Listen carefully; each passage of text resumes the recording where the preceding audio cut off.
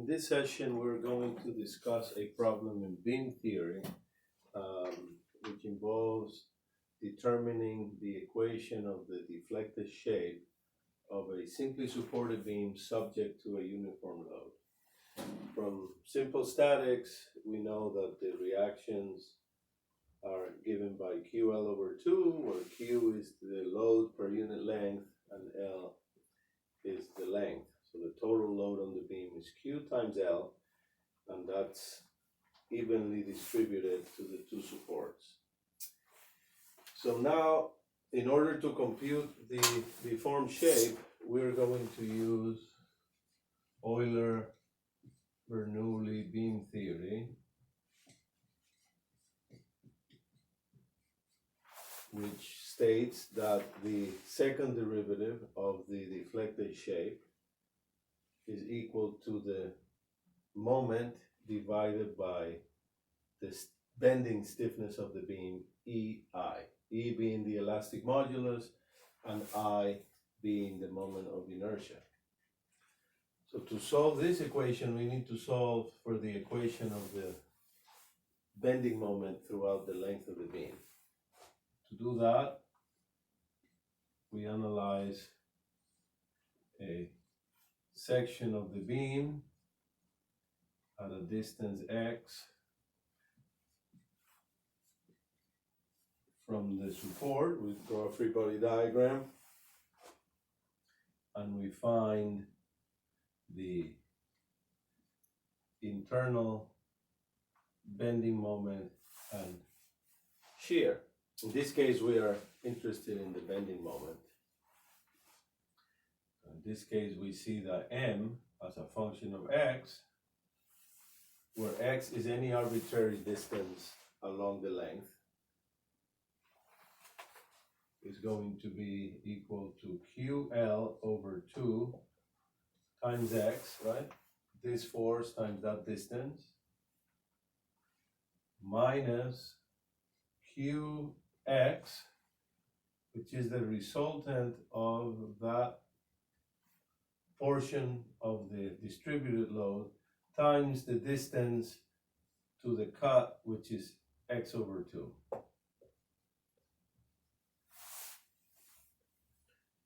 Right?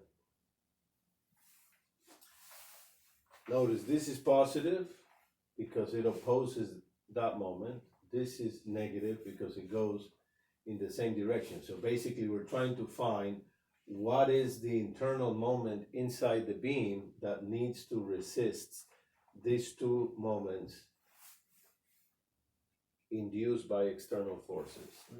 So m as a function of x is QLX divided by 2 minus QX squared over 2.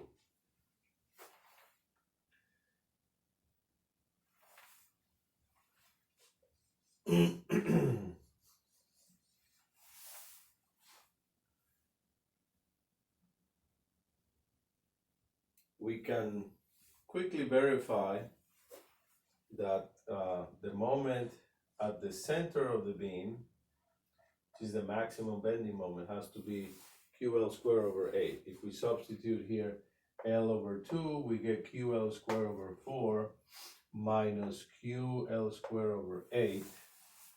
You get QL squared over 8.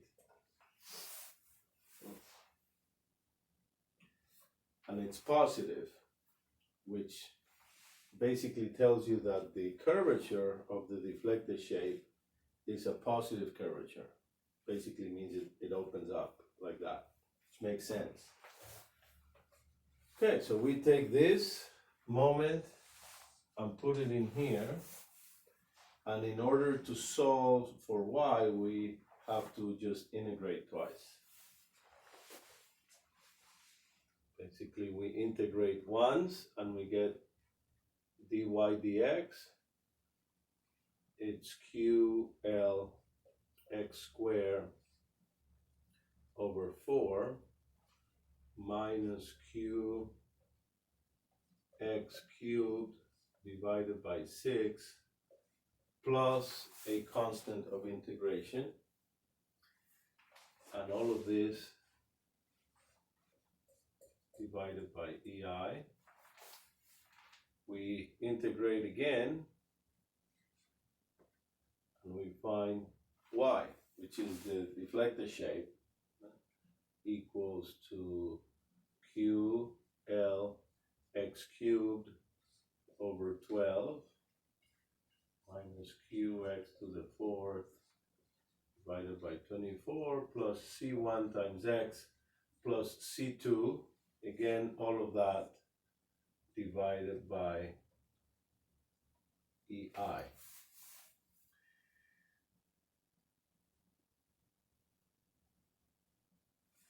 So here we have two integration constants, and we need to find them based on the boundary conditions. So based on the boundary conditions, we see that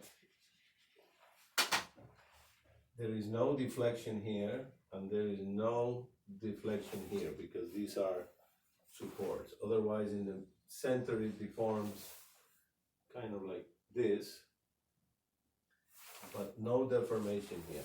So from that, we can say at x equals to 0, y is 0. So if you plug in 0 here, this leads to C2 equals to 0 in order to satisfy the equation, right? Because C2 is a constant that doesn't depend on x. So 0, 0, 0, 0, C2 has to be 0. And then at x equals to L, y also has to be 0. So we substitute here and say 0 equals to Q L to the fourth divided by 12 minus Q L to the fourth divided by 24 plus C1 times L. All of that divided by EI, and so from here we get that C1, the L's cancel, becomes QL cubed divided by 24. The EI comes in, and so we can put it in there if we want to, but based on what we have here, we don't need to write the EI because it's already outside here. So that constant, and then you may wonder, what is the meaning of that constant? Well, if we look at the equation for the slope, right, dy dx, if you substitute x equals to 0, then it tells you that the slope at x equals to 0 is C1 divided by EI. So basically, C1 divided by EI is the slope at 0. And the slope at 0 is this angle here, theta, let's call it theta 1. And that theta 1, it's basically C1 divided by EI, which is minus QL cubed divided by 24 EI. That's the deflection angle at this support. Because of symmetry, that angle is the same as that one. But the meaning of C1 divided by EI is that slope there. Okay? And so if we want to write the complete equation for the deflected shape of this beam as a function of x, so we have here y as a function of x, it's 1 over EI times QL x cubed divided by 12 minus Q x to the fourth divided by 24 minus QL cubed divided by 24 times x. All of that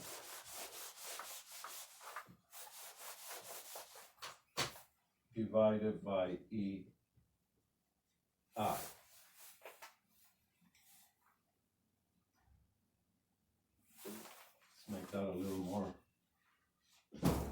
here.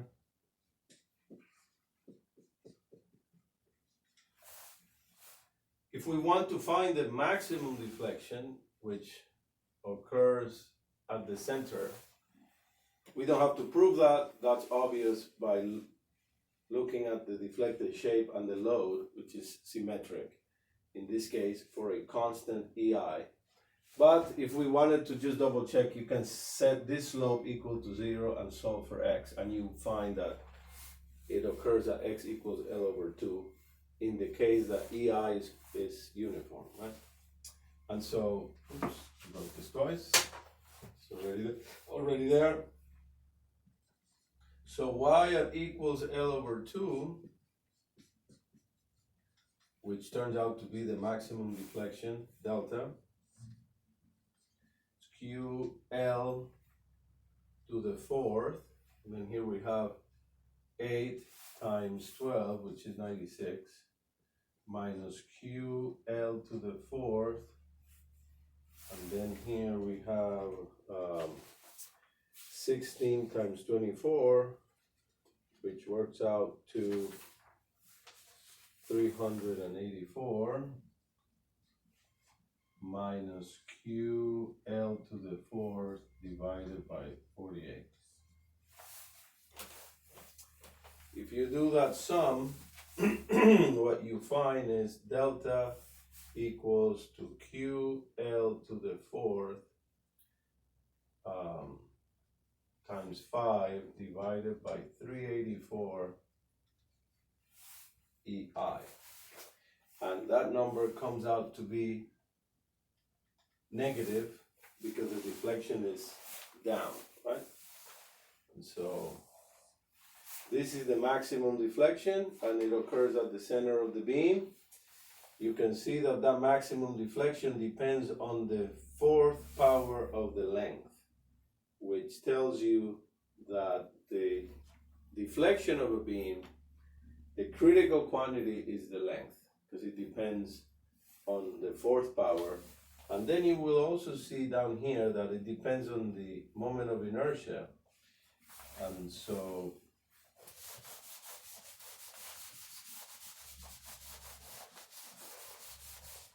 in the case of a rectangular beam, let's say,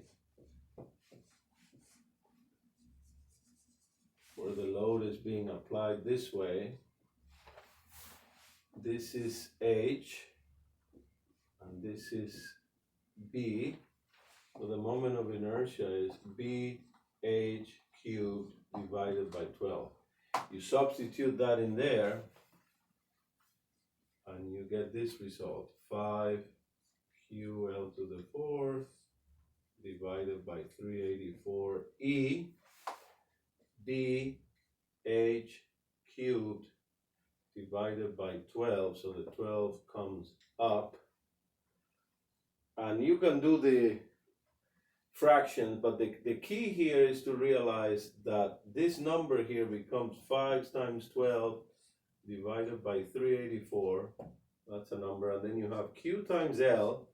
Q times L is the total load on the beam. And then you have L cubed, then here you have E, B, and then here you have H cubed. So this is the key quantity right here. L over H cubed. So what determines the deflection of a beam subject to a transverse load is the slenderness cubed.